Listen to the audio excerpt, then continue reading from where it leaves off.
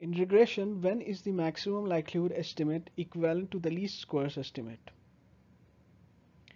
So let's start off with an overview of the maximum likelihood estimate and then compare it against the least squares estimation method. In maximum likelihood estimation method, our aim is to find the values of parameters that will maximize the likelihood of observing the given data set. Let's take the example of normal distribution whose density is given by this function. Let's say this is f of x, and we have the parameters theta, which is mu and sigma. What we are interested in is what's the probability of observing the given data given some value of parameter theta, which we write as f of x1, x2 up till xn given theta. And since x1, x2 are independent, we write it as f of x1 given theta times f of x2 given theta. And the value of theta that will maximize this product of probabilities, that is our maximum likelihood estimate of theta. Now to find the maximum, we differentiate it with respect to our parameters theta and equate it to 0.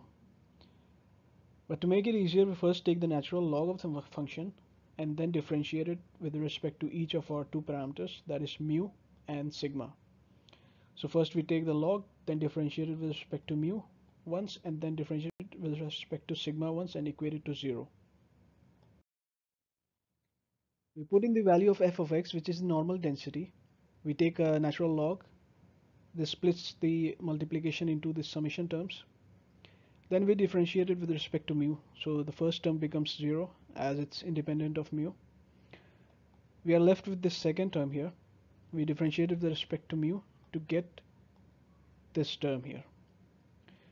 Now the key to answering this question is to note the occurrence of x minus mu in the normal density. And as we'll see, this will relate to the sum of squares in the least squares estimation method.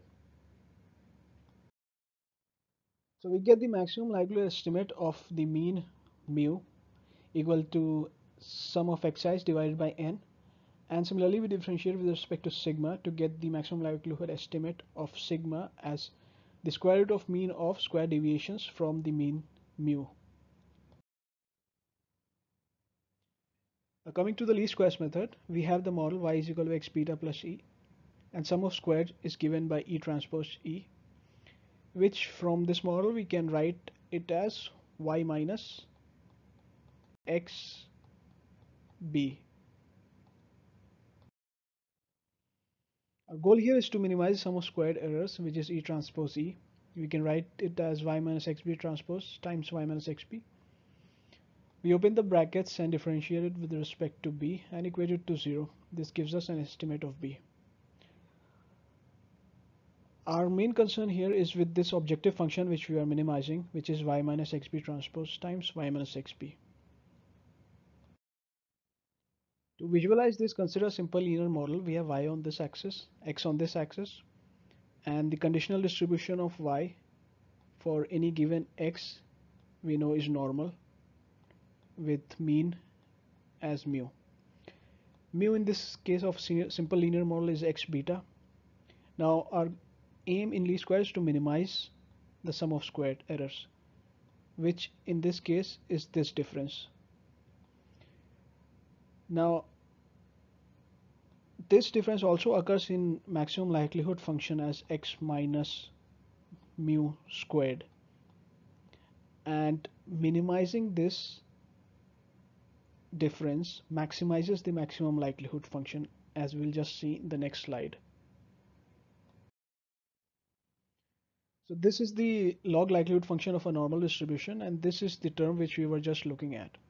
So maximizing the log likelihood function would require that we minimize the value of this term, and as we have just seen, this term is the same as the error term, which we minimize in the least squares estimation method.